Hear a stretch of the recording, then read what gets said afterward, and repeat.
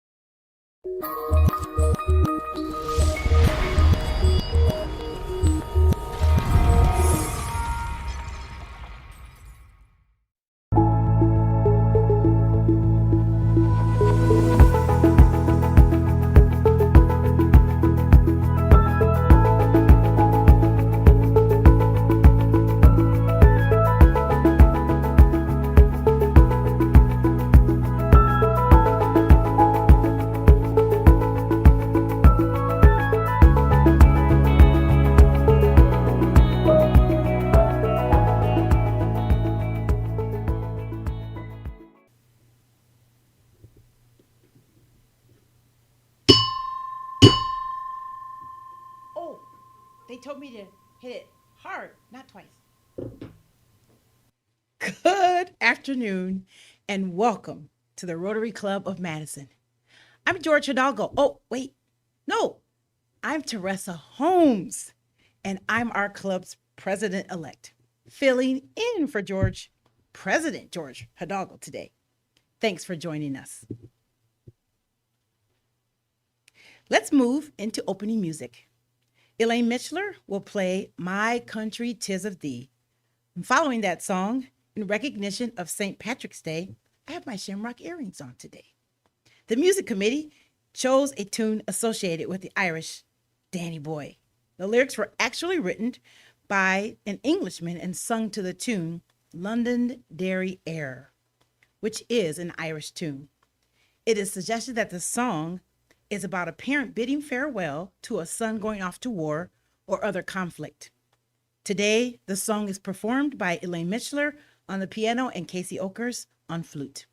Sing along if you wish, and happy St. Patrick's Day.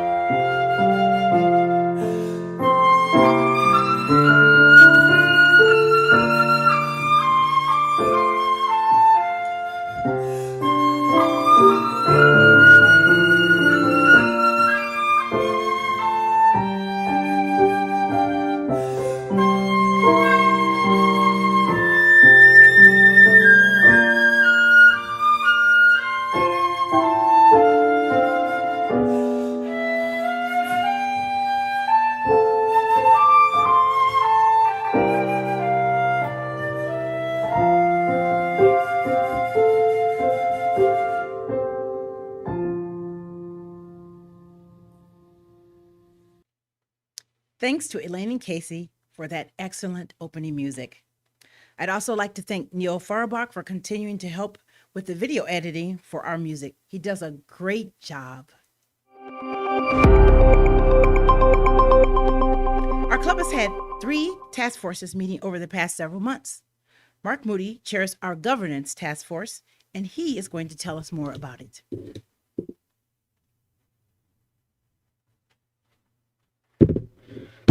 Thank you, Teresa. Good afternoon, everyone. It appears that I'm being punished for my decision to move to Florida next year by being asked to talk to all of you about potential changes in club governance. In their infinite wisdom, the club's brain trust has chosen a very boring guy to talk about an even more boring subject. Just over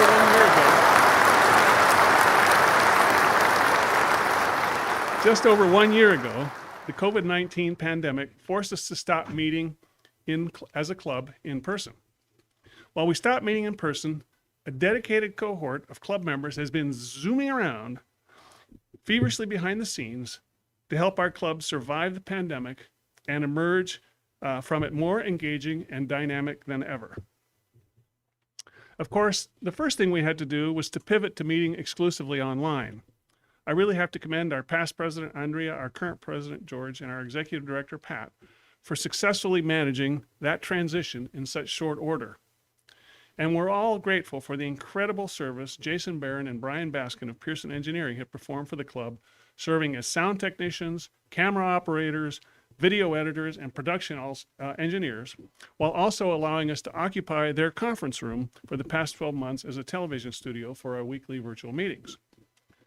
But pivoting on to online wasn't all that had to be done, not by a long shot. Our board's most immediate concern last April and May was addressing the risk that our membership would decline precipitously because of the loss of fellowship from not meeting in person and the economic strain that many of our members and your businesses would be facing. Suspending in-person meetings exposed a known but long neglected problem with our due structure, and that became the most immediate challenge for the board to address. Our club realized that the way we had traditionally conducted our affairs was not sufficiently agile to cope with the crisis. To address the problem of our due structure, the board convened a special task force to recommend changes. Over the span of a few short weeks, the task force met 4 times and conceived and recommended the changes to our due structure that we implemented effective July 1. Next, we had to take a long, hard look at our strategic plan to determine whether it was still relevant for the pandemic and post-pandemic Madison. We started our strategic planning process with 2 extended meetings of the board of directors to review our club's mission, goals, and strategies. The board affirmed that our goals and strategies were fundamentally sound and correct for our club. The strategic planning committee was then convened to assess the situation and update our strategies and objectives for the next 3 years. The committee conducted an analysis of the club's strengths and weaknesses and the opportunities and threats ahead. We affirmed that the club has tremendous strength to build upon, but we also recognize that we face some significant challenges. For those of you who are interested, a copy of the Strategic Planning Committee's SWOT analysis will be available on the members-only section of our club website. The Strategic Planning Committee then updated our strategic plan and developed a series of multi-year strategies and objectives.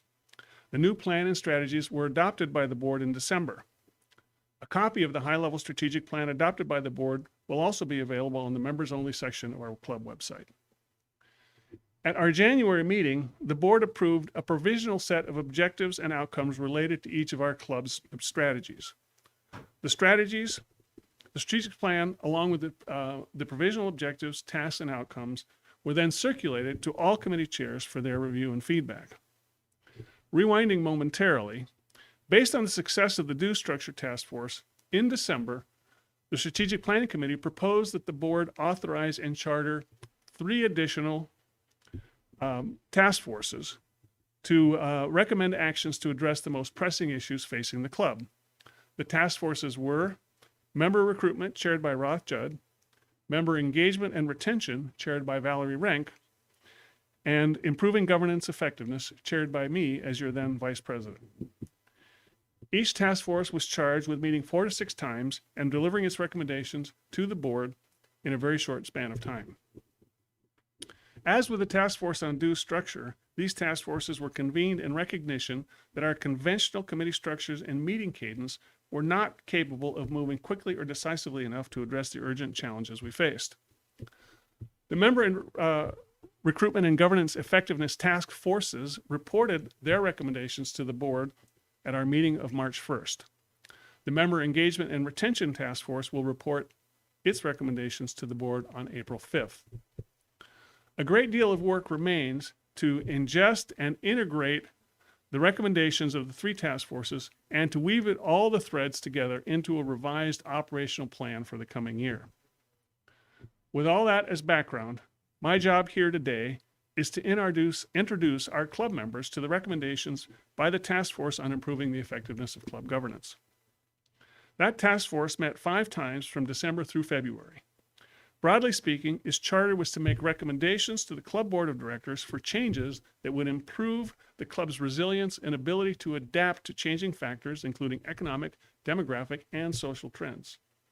Specifically, it was charged with recommending changes to improve the effectiveness of our governance structure and practices. Let me begin by emphasizing that much of what the club already does and how we operate is very effective. Nonetheless, we face significant challenges, including arresting the decline and building back our membership, attracting respected leaders from all sectors in our community, attracting and retaining diverse memberships that represents the demographics of our community, sustaining strategic direction through leadership changes, adapting to the changing expectations of our membership, conditions in our community, and the competition for our members' time, and deepening member engagement to energize our connect, grow, and serve value proposition.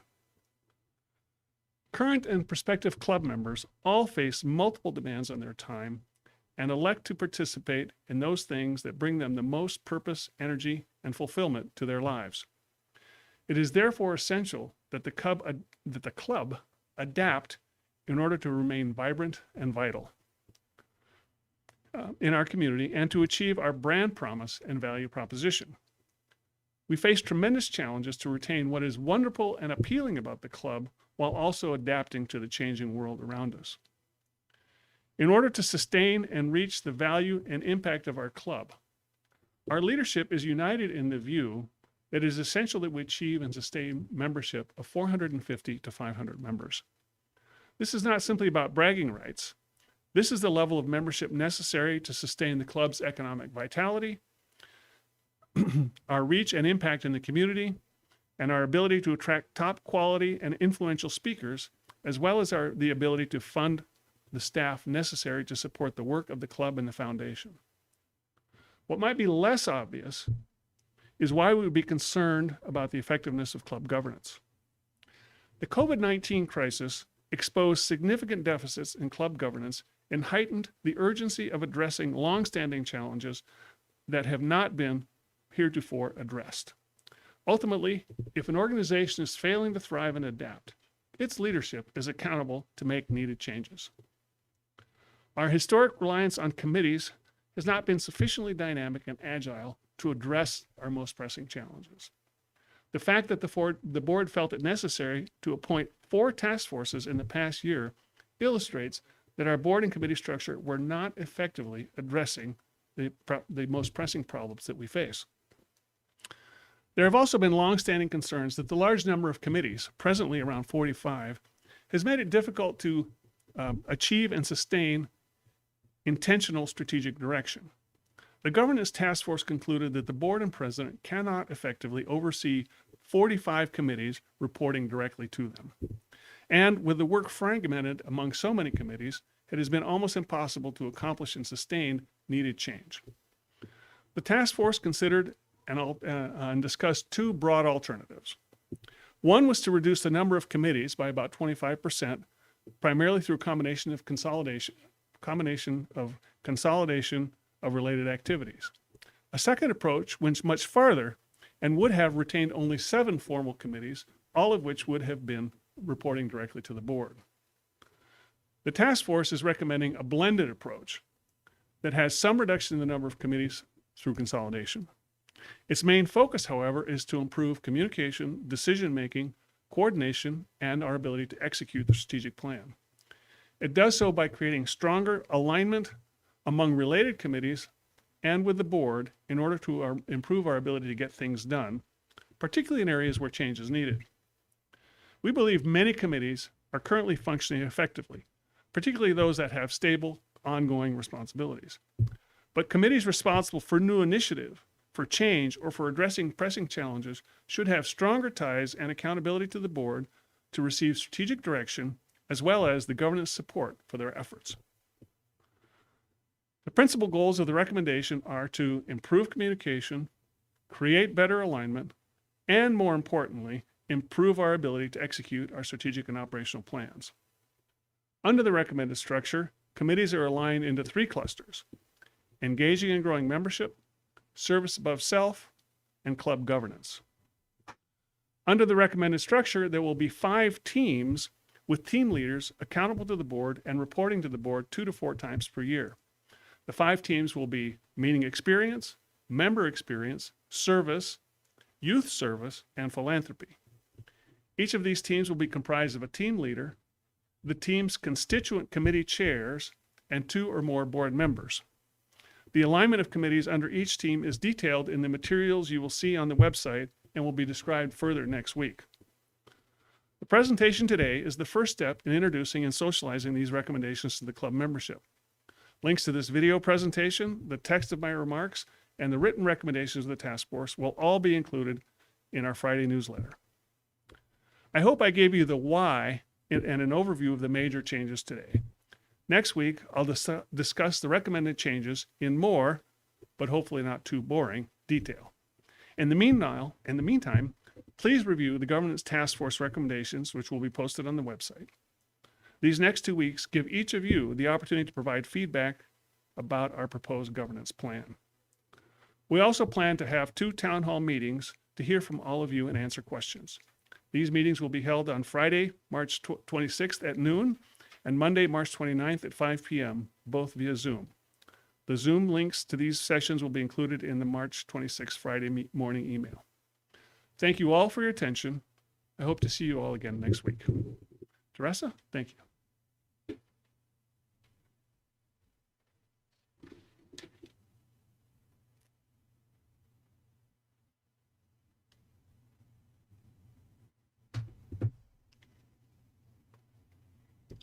Thank you, Mark. Mark's volunteered many hours on the task force, and we really appreciate all the work he's done in getting us to this point. We look forward to hearing more from him next week. A reminder that we will have the 2 listening sessions, and we want to hear input from each of our members as we socialize this new plan for the club.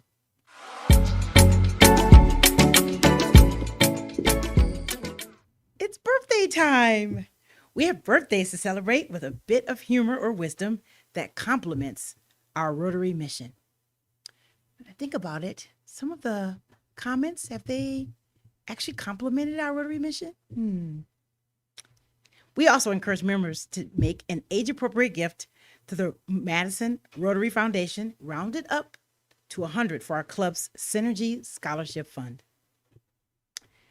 March 14th, Mike Gotzler. March 15th, Brian Miller. March 15th, Nan Zimdars. March 16th, Terry Heinrichs. March 16th, Fred Mohs. March 18th, Joe Bartol. March 18th, Scott Forrester, who shares this message. Thanks for being so welcoming to me since joining after moving to Madison from Chicago. I have a great quote I heard on the 10% Happier podcast this week. Forgiveness is giving up all hope of a different past. March 18th, Sean Morrison. March 19th, Greg Frank. March 19th, past president and past district governor, Perry Henderson. March 19th, Dan Larson. March 19th, past president, Tim Stottleman. March 20th, Dave Stark. Thanks to all our celebrants for the contributions to the Madison Rotary Foundation. Please join me in wishing them a happy birthday. Joe Luanis will now play Happy Birthday on the cello.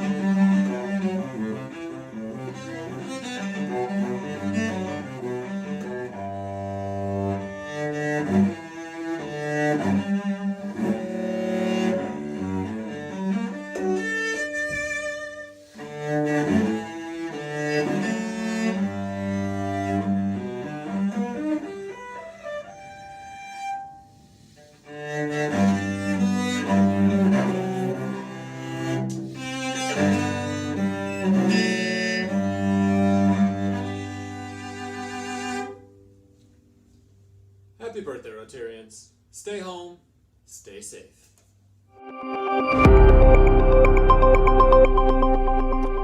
Before I move to members in the news, I wanted to let members know that Joe Silverberg's wife, Jean, passed away on March 10th, and our sympathies go to Joe and his family.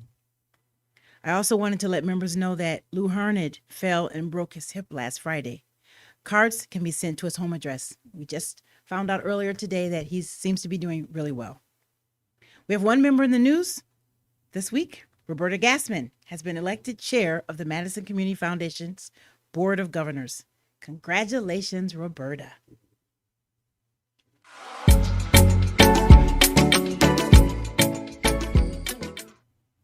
Today's program will feature the two candidates for State Superintendent of Public Instruction. Our club member, Mike May, is going to serve as moderator, and we will now transition over to Zoom for this program. And Mike May will provide us with the format for today's debate. We'll be right back.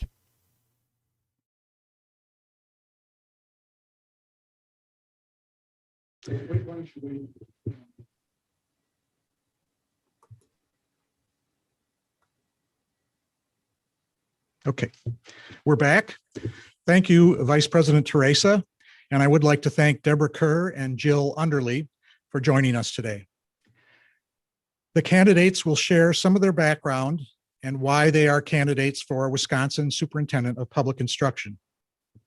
Today's program format is as follows. Each candidate will have 4 minutes for introductory remarks.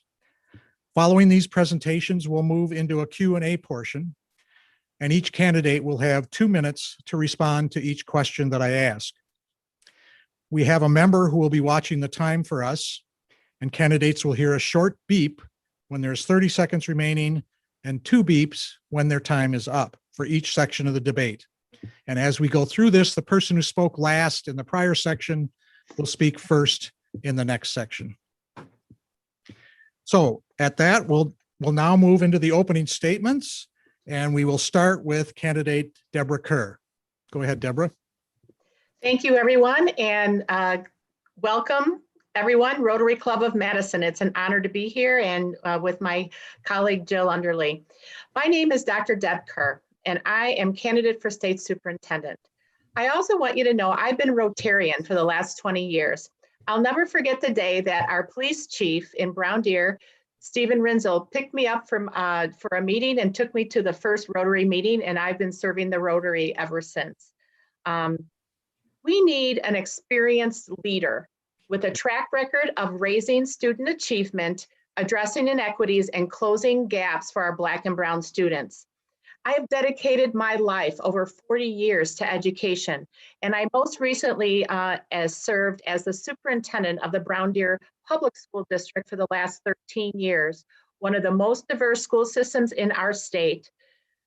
I also have been a Wisconsin superintendent for 20 years total, as I started out in a small rural school district in western Kenosha County. I'm running for Wisconsin State Superintendent of Public Instruction because our kids and families are not winning. For the past 10 years, Wisconsin has been on the largest achievement gaps in the country between Black and white students. Our parents desperately want children back in school. I am the only candidate with the statewide plan for school reentry and recovery. We must get all of our children and teachers back to school now. The truth is in the science of the data, and we must resolve to get our kids back in school. My vision is to create a world-class education system that is the highest performing in the world. And we are going to do that by developing pathways for all students to pursue college and career opportunities. We must promote the trades as an option for students as they plan their futures. Rebounding from this pandemic requires increased federal funds and resources, which will free up state funds to better serve our kids. As the past president of both our state and National Superintendents Association, I am the only candidate with experience working collaboratively with both sides of the aisle in the state legislature, passing teacher licensing law, and at the US Congress level. I've worked the Hill and I know where to go. My plan begins with setting ambitious bold goals for a reading recovery roadmap. We need to have a laser focus on high quality instruction. This will include the use of evidence-based policies and practices that will enable us to seize the moment to rethink our schools and address these persistent inequities and achievement gaps by looking at a reading roadmap.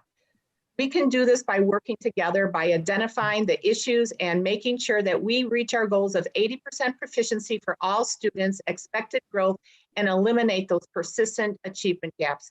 This is what excellence will look like to ensure students' success. Secondly, we will create a new approach to our work called the Our Wisconsin Promise. Our promise will be a renewed commitment to our learners that every student will be known by name, strength, passion, and need. They will be ready for college and career. Education is the key to our continued economic growth and prosperity in Wisconsin. We will connect the dots between workforce development and education, filling the employment pipeline with skilled workers from all of our schools. We need to commit that every learner is a valued learner and there's a strength-based pathway for everyone. From apprenticeship to PhD is the future of our world. The Department of Instruction will become a beacon of hope under my leadership and a significant source of support. A responsive customer service agency. I want our DPI to be a leader, a thought leader in supporting everyone in our school communities. We will create a new vision, mission, and look at our agency and have set goals that are transparent so that we can share those with the community. As the next state superintendent, I will serve the needs of all children. Thank you very much.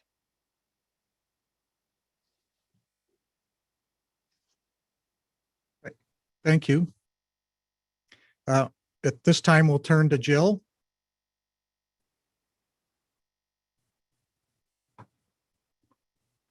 Can you hear me now?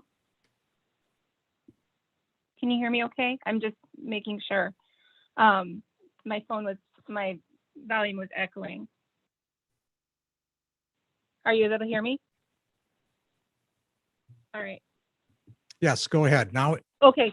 Thank now we you. can hear you. Thank you. Yep. All right. Appreciate it. Thank you. Thank you. And welcome, So to this go ahead with your forum. opening statement. Go ahead with Yes, your I opening appreciate- statement. Okay, thank you. I appreciate, the opportunity to be here today. I just want to say thank you for the opportunity. Hello to Deb Kerr and the Rotary Club Madison. My name is Jill Underly. I'm currently the superintendent for the Pecatonica Area School District in Southwest Wisconsin. I'm running for state superintendent because I believe that every child, every day, should have access to a great public education, a solid foundation for which kids can live the rest of their lives. As a former teacher, principal, and now as a local superintendent, I have a proven record of high student achievement, innovation, and sound financial management of my school district. I've been involved in public education, K-12, higher education, and also at the DPI for over 20 years. I've been a leader in the state by offering full-day high-quality preschool and childcare to all families, because we know high-quality preschool helps kids perform better in school and helps families who struggle with childcare costs. High-quality preschool is great for all kids and all families, and this has had a real positive impact on families and communities. As superintendent, I'll look to expand this to all kids. My priorities are in reducing the opportunity gaps and disrupting the systems of inequity by investing in early childhood education, teacher recruitment and retention, mental health funding, and revising our school funding formula to work for all schools and all kids. Throughout this last year, I've safely led my school district through very challenging times during this pandemic, the only candidate who has done that. I've worked hard to safely reopen our schools in my district for in-person learning because I know how critical it is to our kids' education, as well as to our workforce and our economy. And that's why safely transitioning schools to face-to-face learning will be a priority for me. We've done a lot of different things in our school district that are innovative and can be scaled up. We have a construction academy to address the shortage of tradespeople in rural Wisconsin. We have a full day, everyday 4K that we were able to implement and raise achievement scores for all kids in our elementary, as well as after school programming and summer camp programming too. So I'm really excited to get to work. We've got a lot of great things that we're going to do to help all kids in Wisconsin. So thank you for letting me be here today. And that's why I'm running for state superintendent.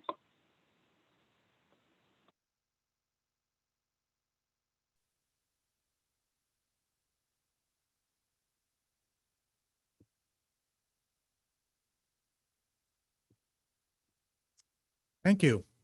We'll move on to our first question, and Ms. Underly, you'll get the first chance to respond to this one.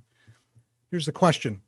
We elect this statewide position every 4 years, but a lot of us don't know what it is or what power the position has. Describe your view of the role of the superintendent in both K-12 and post-high school education, and name one policy you would enact that does not need the approval of the legislature or the governor. All right, well, thank you for this question. Yes, the Department of Public Instruction's roles and the responsibilities of the state superintendent are laid out in state statute, and it's pretty limited when you think about it. Educator licensing, ensuring that we educate, so by working with our UW systems and schools of education and private schools to make sure that we have teachers who meet the requirements set out by law. So approving those programs as well as licensing teachers is one requirement. Making sure that we have policies around how to implement and disperse federal funding. So IDEA being the big one, but of course Title I, Title II, III, and IV, as well as other federal grants such as CTE funding and Carl Perkins, and Rural Education Achievement Program, or the REAP funding. So there's a lot of federal things as well. And DPI helps with the guidance and implementation, and then also manages those grants for a lot of schools. The other piece of it is state funding and working with the legislature to create a budget that then goes through the governor and then gets approved by the legislature, and advocating for all kids in that budget. DPI oversees other programs such as the food services and the USDA. They oversee, like I said before, mental health grants as well, and maybe have school districts apply for those in a competitive process. So one policy that I would enact would be to make sure that we are recruiting more teachers of color in through our teacher licensing program and in our systems with the schools and colleges of education, because we know that all kids will benefit from a more diverse teaching force. Thank you. Ms. Kerr? Yeah, thank you. Candidate Underly really explained all of the responsibilities. We don't have a lot of authority from time to time, but we're definitely someone who can advocate and be a bully pulpit, use our bully pulpit to be an advocate for education for all kids. So my vision is to create a world-class education system that is the highest performing in the country.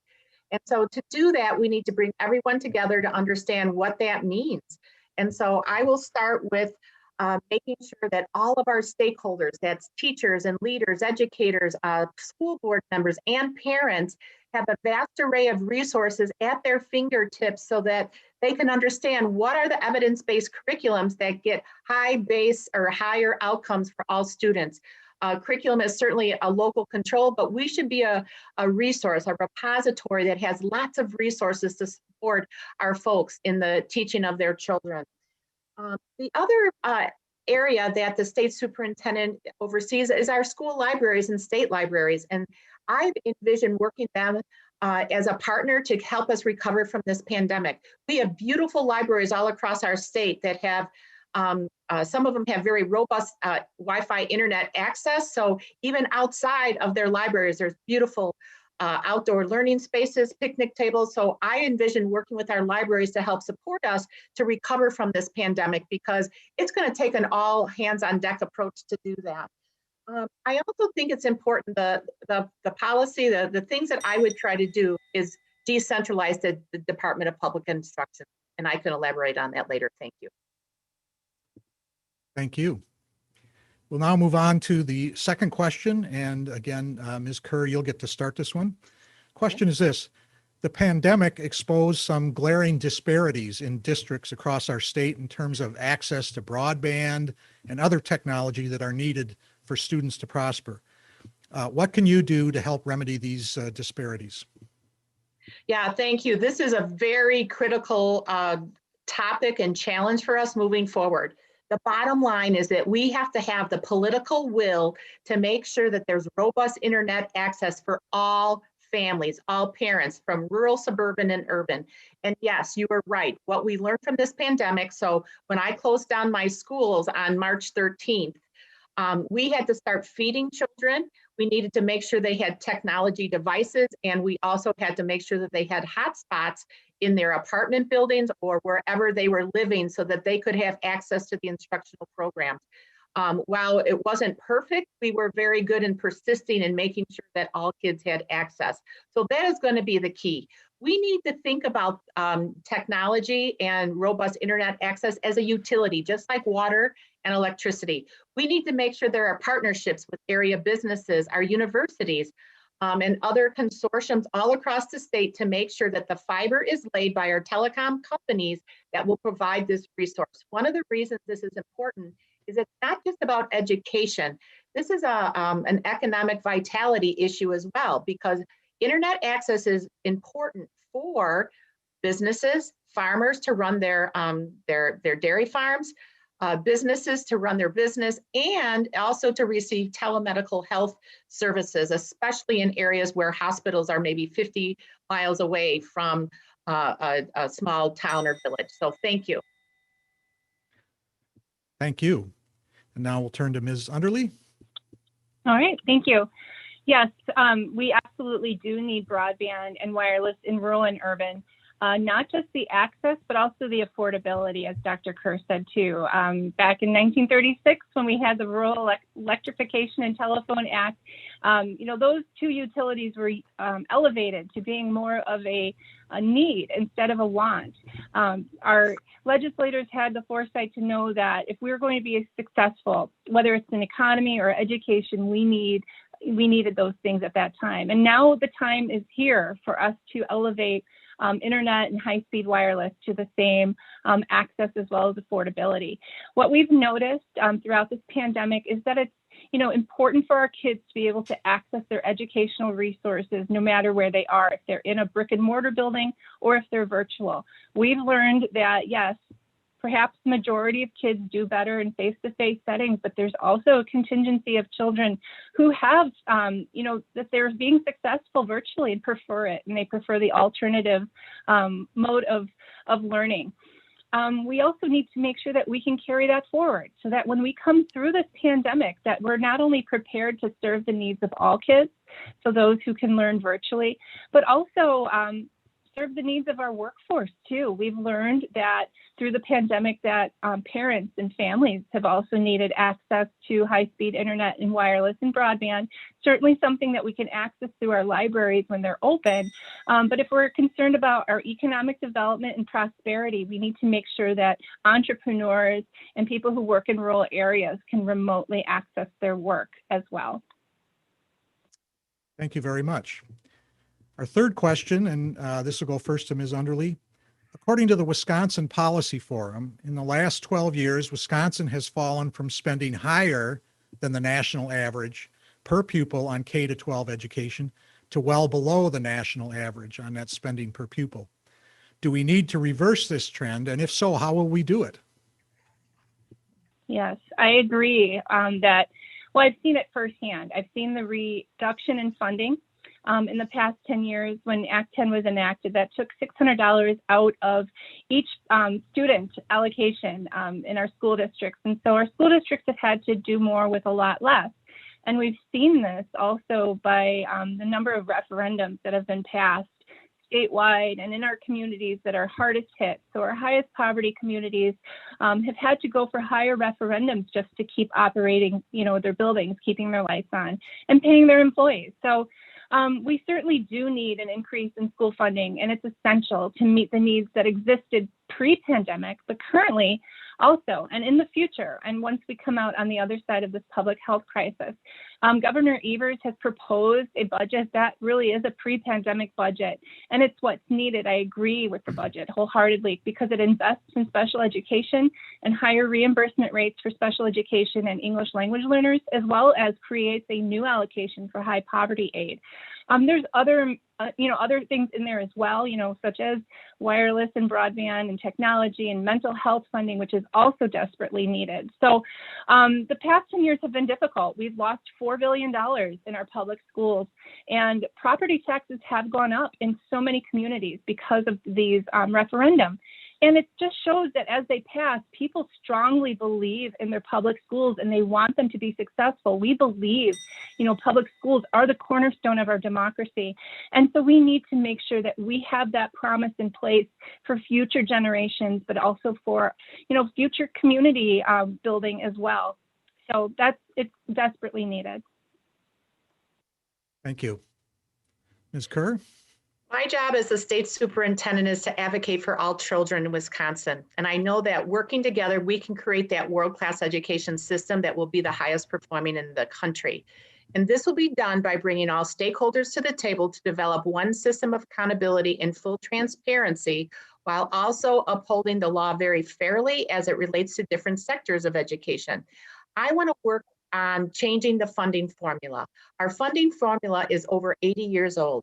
As a former teacher of school finance, I know it can be done. It was set up 80 years ago to provide equity, but right now there are more losers than winners. And so we need to move forward by supporting the governor's budget with weighted factoring that would give increased funding for children with special needs, English language learners, those kids that are living in poverty. And so what I would propose is I believe we should have 90% reimbursement for serving children with special needs, because that money could free up regular education funding for our local school districts. That would be a win-win for everyone.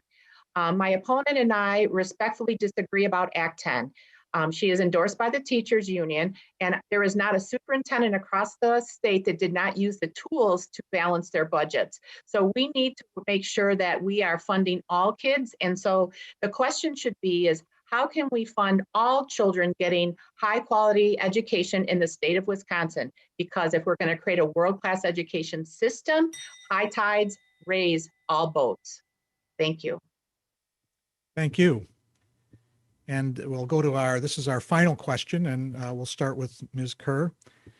This is technically a nonpartisan election, but in Wisconsin, these elections are becoming increasingly partisan, and they often pit not only the parties, but rich districts against less wealthy ones, rural against urban. What is it about your candidacy that has attracted support from some of those with political agenda? And should we just make this a partisan race and quit trying to pretend that it is not a partisan race? Well, it certainly has ended up that way, and I don't think either of us would have expected that when we first threw our hat into the ring. But here's what I can tell you. I, from the very beginning, have put together a bipartisan team. I have 2 campaign managers and 2 fundraisers, one from each side of the aisle. I have independents, I have superintendents, I have teachers, I have teacher leaders, I have an economist and a strategist, because I believe we can unify our thoughts and perspectives around serving all kids in Wisconsin. So I've intentionally set this up, and I'm going to keep my focus on kids and families. And that is why we need to get back to school as soon as we can. Parents will always have the choice of whether to send their kids to school or not. And I just want to say that I've always upheld the Rotarian code of conduct and acted ethically and with integrity in everything that I've done as a professional and as a person. And I think we've got to stop the polarization and the arguments. I have a bipartisan campaign. I also have donations from a wide variety of people from all walks of life, from $3 to the money that I've invested in myself as a campaign. And so we got to stop the fighting, put the conflict in the back, in the rearview mirror, so that we can move forward, because our kids' future is at stake. We are going to lose a generation of kids if we don't get our kids back to school now. Our kids are suffering. They have social, emotional needs, trauma, and mental health. So these are important to me and all the parents that continue to be mystified about why we are not back in school. Thank you. Ms. Underly? Yeah, it absolutely has become partisan around issues such as reopening the schools, which I feel is moot at this point, because as teachers become vaccinated, our school buildings will be open. And of course, the partisanship of it does sadden me, because schools should be nonpartisan. Public schooling should be nonpartisan. I'm saddened that supporting our public schools, which serve, 860,000 kids throughout Wisconsin, has become partisan. And it has fallen along issues of funding, and it has fallen along issues, such as reopening schools. I have a 20-year plus record for fighting for kids in public schools. And the department that oversees education in Wisconsin, the vast majority of kids are in public schools. And so that's where I fall. I'm a progressive educator. And a lot of people in Wisconsin agree with that, no matter where they are politically, Republican or Democrat. And it's going to sound partisan as we debate these issues, because funding for our schools has become partisan. When you think of Act 10, that was extremely partisan. And it impacted school funding. When you look at vouchers, that has become partisan because, putting money towards privatization is a partisan issue. And when you look at the number of schools that have to go to referendum to fund their local schools, because the voucher system is pulling $350 million a year out of our public school funding to subsidize private schools. So that simply isn't working, because those private schools aren't subject to the same standards or accountability as public schools. So the folks who want to keep taxpayers subsidizing private schools will support my opponent, and those who want every kid in Wisconsin to have an equitable chance at a great education with great public schools and great teachers are behind me. It's really that simple. Thank you. We'll now move to closing statements, and each candidate will have 3 minutes for their closing statements. And we'll start with you, Ms. Underly. You get the first shot. All right. Well, thanks again, Mike. And thank you so much for the opportunity to be here with you all. First of all, I just want to thank Deborah Kerr. She's been running a great campaign, and I appreciate the conversations, because we are certainly elevating the issues that are important to our kids in Wisconsin. I believe that all children deserve the highest quality public education, and what we're finding now in 2021 is that the future of Wisconsin's public education system is on the line. Every child, every day, should have access to a great public education. As I said, a solid foundation that they can live the rest of their lives. And that's why I'm running for State Superintendent of Public Instruction. It's our collective responsibility to make sure that all kids have access to a great public education, because it sets up future generations. It sets up the future success of our state. And I have a strong statewide reputation for expanding access to programs for all kids, sound financial management of our school district, and that's why I'm running. I have strong statewide reputation for public school advocacy, innovation in the communities in which I've served, and I'm running because I think we're leaving too many kids behind, and that all schools that, should be successful, and that our kids are picking, that our schools right now as it stands, with opportunity gaps, we're certainly having winners and losers. Bottom line, I want every kid to have what they need to succeed every day. We need to make sure that every kid has a great school building, great teachers, access to technology, support at home, healthy meals, morning, noon, and night, and access to healthcare. And we need strong broadband internet and wireless access that's affordable for all our communities. We cannot expect that an inequitable and inadequate school funding system is going to get it done. So I'm running to bring that leadership to DPI and build a state education system where every child gets what they need to succeed every day. I've said it in other forums, I want to solve the problems of inequity. I want to and have a proven record of advocating for and showing up for our kids in our public schools and promoting the research-backed proposals that make our system better. This job isn't going to be easy, and I know it, and I'm looking forward to partnering with all the different interests that are wanting to have great public schools for our kids, the parents, the teachers, our community leaders, just administrators, and our legislators especially, as they're the ones that help pass policy that improve our public schools. So thank you again. Wisconsin faces a choice, and I'm grateful for the opportunity to run. I'm very privileged. Thank you. And the last word to Ms. Kerr. Yes, thank you, Rotary Club of Madison and my fellow Rotarians out there, and to Dr. Underly. So, I've had 40 years of experience in education, and 34 years of those have been in public schools. I started a charter school, I've taught in private schools, so I have all the cross-sector experience that is going to be needed to move our state forward, because the State Superintendent of Wisconsin serves all children.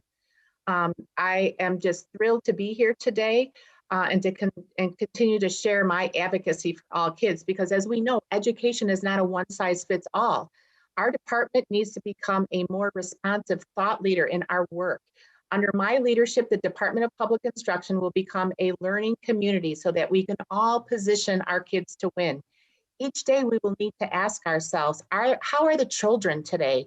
With the recognition that we cannot stop until we can say with confidence, all the children are doing well. So now more than ever, we need to stand together on behalf of all children and all who we serve them every day. I'm an award-winning teacher, leader, administrator, superintendent of the year candidate. I was a President's Cup Award winner for Rotary and Rotarian of the Year in my service in the last 20 years.